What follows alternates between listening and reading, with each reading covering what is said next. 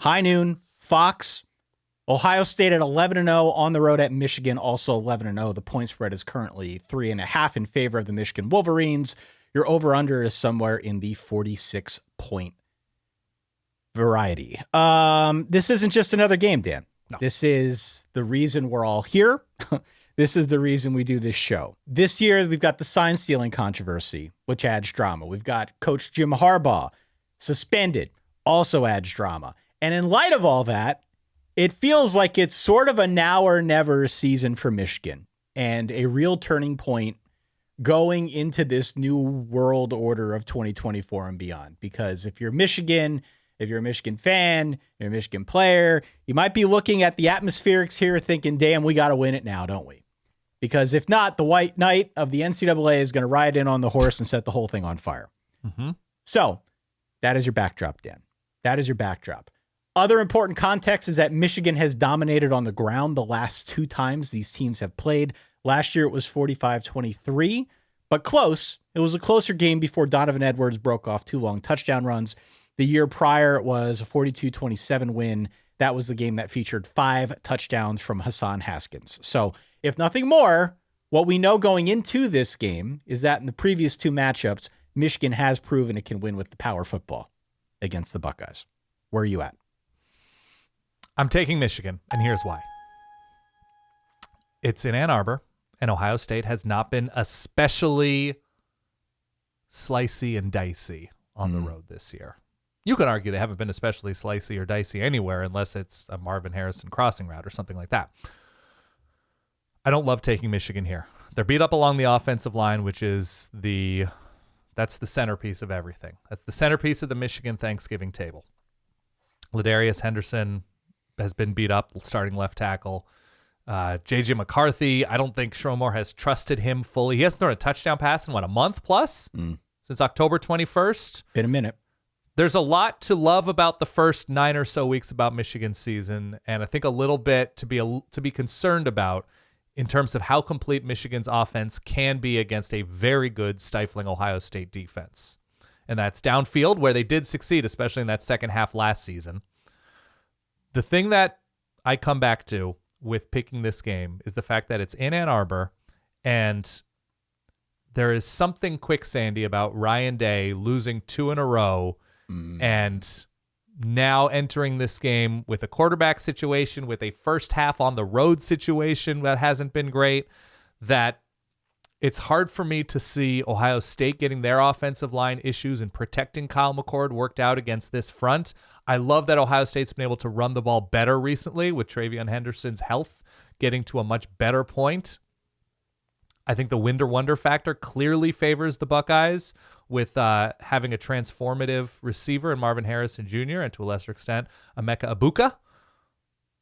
But I think the way Michigan plays on both sides of the ball, these corners against this passing attack at home with the fervor that's going to be in the big house. Climax. Continue. You used climax before, Ty. Yeah. Eruption. Yeah.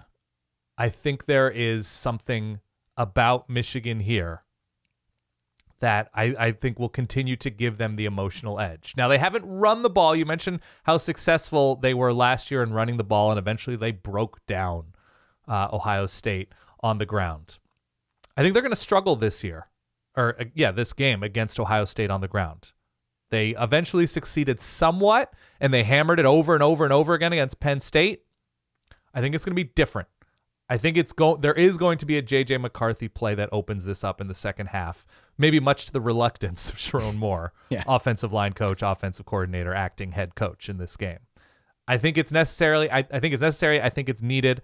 And if I'm going to give an edge here, it's the home team with a good but probably not great quarterback, with emotion on their side, with the speed on defense on their side, and this being the first big outing for Kyle McCord on the road against a team of this caliber, all due respect to Notre Dame. How dare you? This caliber. Besmirch the Fighting Irish. They brought almost 11 guys to that defensive stand attempt. Almost. I think and Notre Dame is better on defense than they were then, but I think I'm still skeptical. It was a slow start against Rutgers on the road, a slow start against Wisconsin on the road. Like, this just isn't a team that feels like they're built to take on all comers, no matter the location, where I have slightly more confidence in Michigan at home. So that's where I'm at. It's not like Michigan has been a fast starter. No, Michigan they went down to Rutgers early, but Michigan has had moments in the early parts of their games where they've struggled to kind of get in. I don't hold that against them. I don't hold it against Ohio State. I've been high on Michigan this whole time. I know, but isn't the Ohio State intention on offense to be much more lethal and downfield and using speed? That's what we think it's supposed to be. It hasn't really been that. They've attempted that. They just don't have the offensive line or quarterback play all the time to do it.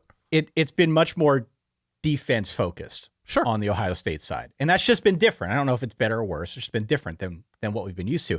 But let me come back to this. I've been high on Michigan this whole damn time. I know. The week schedule, all of it. I picked them to win the title.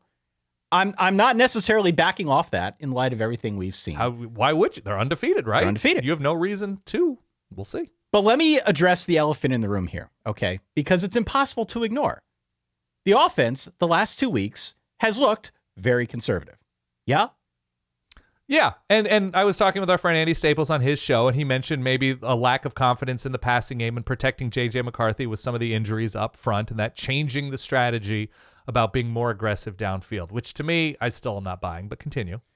I mean, they essentially ran Penn State's offense in that game against Penn State. Yeah. And they won because they had better players and a better line, and it very much looked that they were playing not to lose, which is not necessarily going to instill confidence going into a big game like this, but this is the story again last week, too, on the road at Maryland. It just looked like they were playing not to lose. As you said, when you and I typed back and forth, it looked like an offensive line coach was calling the offense. Mm-hmm. Because it is. Well, not just calling the offense, but calling the game, being in charge of the game and big high leverage decisions, third down midfield, fourth down midfield. Oh, we better punt. Right. This is all to say that still may be good enough to beat Ohio State. This version of the Buckeyes, as I think you are kind of gently alluding, is not as good as either of the two Buckeyes teams that we saw from the previous 2 seasons. But they are far more battle-tested than Michigan at this point. And if Michigan has proven it can run on Ohio State the last 2 years, Ohio State's also proven it can throw in Michigan. Now, it's not C.J. Stroud, it's Kyle McCord. But I think Kyle McCord's going to have a game. I think he's going to have a good game through the air. I think he's going to feed the monsters out wide. Okay. And I'm not sure that Michigan has what it takes to be able to stop that. They can stop it to an extent, but you're not going to completely cut it off. I am not putting any money on this game. I wouldn't dare. I want to watch it. I want to enjoy it with you as part of the live watch along that we're going to do. This is a super close game in the biggest rivalry of this beautiful sport. Michigan wins 26-24. Ohio State. I was going to, my specific question was going to be, can a team get to 27 points? No. I don't think so either. I have it 23-17 Michigan. I can see so they're it. Covering in this game. Is there any specific scenario that you feel like is going to decide this game? I have one. Go for it. I think it's Ohio State in the red zone. Mm. And they've been able to run it better. If you can't run it, you cannot execute in the red zone consistently against good teams. So they've been able to run it better, which is encouraging. But their numbers in the red zone and Michigan's defense in the red zone, it's the advantage right now. Michigan has that advantage. Their defense in the red zone against Ohio State's offense in the red zone. That, to me, is going to say everything. And also, if Michigan can force third and longs this is my bonus against Kyle McCord in the offense, I think they can be in a very, very good place. And it's going to just, the matchup of whichever corner gets Marvin Harrison Jr., whether it's Will Johnson or Mike Samerstill, it's going to be incredible. I cannot wait to watch that isolated camera view. I think the matchup, truly, I don't think we need to overthink it if we want to ride the Underthink Express here. Mm-hmm. Can Ohio State not get destroyed on the ground by Michigan the way they had the last 2 years? Michigan's rushing attack hasn't been where it's been the last 2 years. It's still very, very good. Right. But can they kind of avoid a similar trap? Right. Can they avoid that? Because the game, for the most part, was close each of the last 2 years. It was a late touchdown from Hassan Haskins, touchdown number 5 that beat him 2 years ago. And last year, the game was close until a 75-yard run and an 85-yard run by Donovan Edwards. Yeah. So they're right there with them. It's not like they're getting blown out, but the offense on the Michigan side has been able to assert its will with the running game. And if Ohio State can do anything to prevent against that and make it a little bit of a different game. Maybe one that's more reliant on JJ McCarthy. I just change the dynamic a little bit.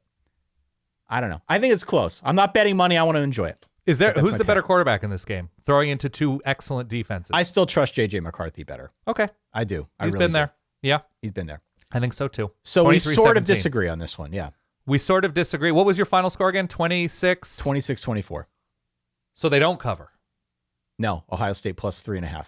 Ohio State plus 3.5. I'm going Michigan minus. Okay.